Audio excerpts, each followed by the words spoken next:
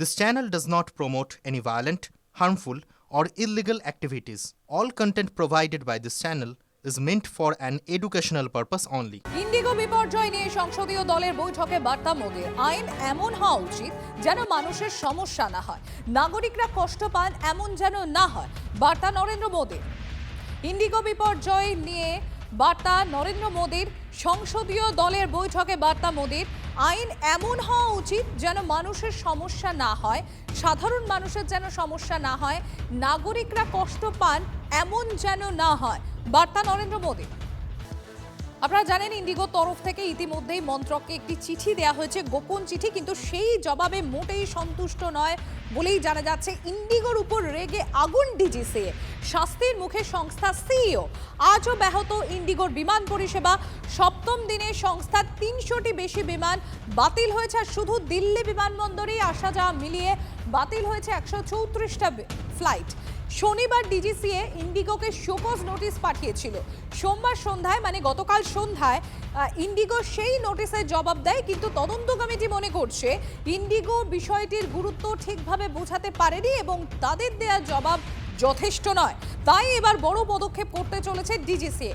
তলব করা হতে পারে সংস্থার সিইও পিটার আলবার্স এবং সিওও ইদ্রিসে পোকে বাকে, আর সেই প্রস্তুতিও নাকি শুরু হয়ে গিয়েছে।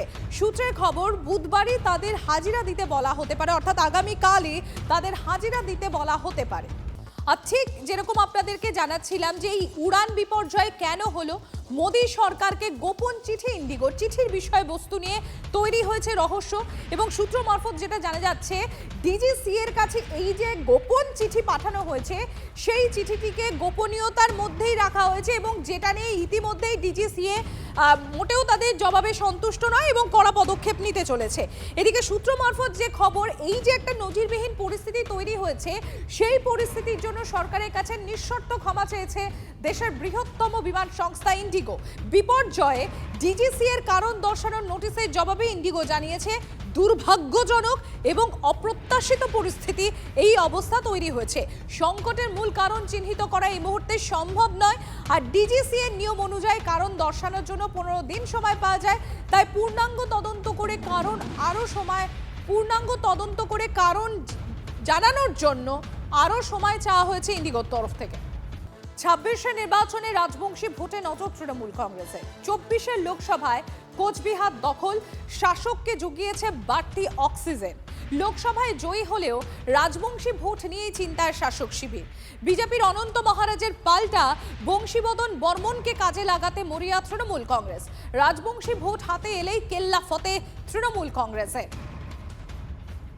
24-এর লোকসভায় কোচবিহার দখল, সেটা বাড়তি অক্সিজেন জুগিয়েছে তৃণমূল কংগ্রেসকে।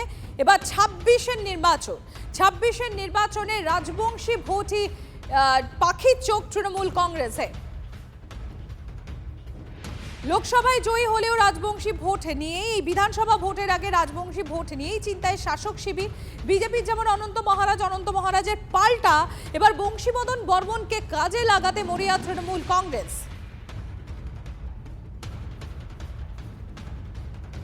আপনারা জানেন কোচবিহার সফরে রয়েছেন মুখ্যমন্ত্রী তথা তৃণমূল সুপ্রিমো মমতা বন্দ্যোপাধ্যায়, এবং তার আগে একাধিক বিষয় মাথাচাড়া দিয়েছিল। আপনারা জানেন যে এই কোচবিহার সফরের আগে, মুখ্যমন্ত্রী সফরের ঠিক 3 দিন আগেই সেখানে রবীন্দ্রনাথ এবং উদয়ন দ্বন্দ্ব সামনে আসে, অর্থাৎ গোষ্ঠীকন্দল প্রকাশ্যে আসে। গতকালই সেই গোষ্ঠীকন্দল নিয়ে কড়া বার্তা দেন তৃণমূল সুপ্রিমো মমতা বন্দ্যোপাধ্যায়। এরপর এই যে ভোটমুখী বঙ্গ, ভোটের আগে কোচবিহারের রাজবংশী ভোটেই নজর তৃণমূল কংগ্রেসের।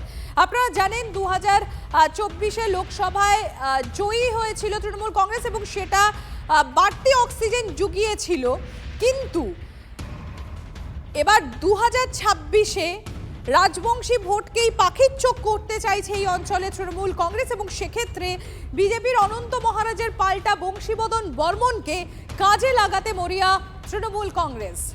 এদিকে আপনাদের একটু আগেই যে বিষয়টির আমরা উল্লেখ করছিলাম, অর্থাৎ মুখ্যমন্ত্রী মমতা বন্দ্যোপাধ্যায় তথা তৃণমূল সুপ্রিমোর এই কোচবিহার সফরের মাত্র দিন তিনেক আগে আপনাদের খেয়াল থাকবে উদয়ন এবং রবীন্দ্রনাথ দ্বন্দ্ব একদম প্রকাশ্যে চলে এসেছিল, অর্থাৎ গোষ্ঠীকন্দল সামনে চলে এসেছিল, এবং সেই নিয়েও গতকাল তৃণমূল সুপ্রিমো কড়া বার্তা দেন।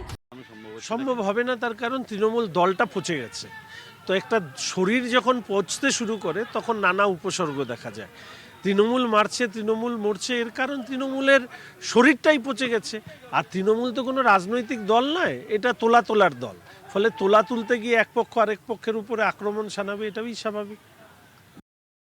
দল বড় হলে ঘটিবাটিতে ঠোকাঠুকি লাগে।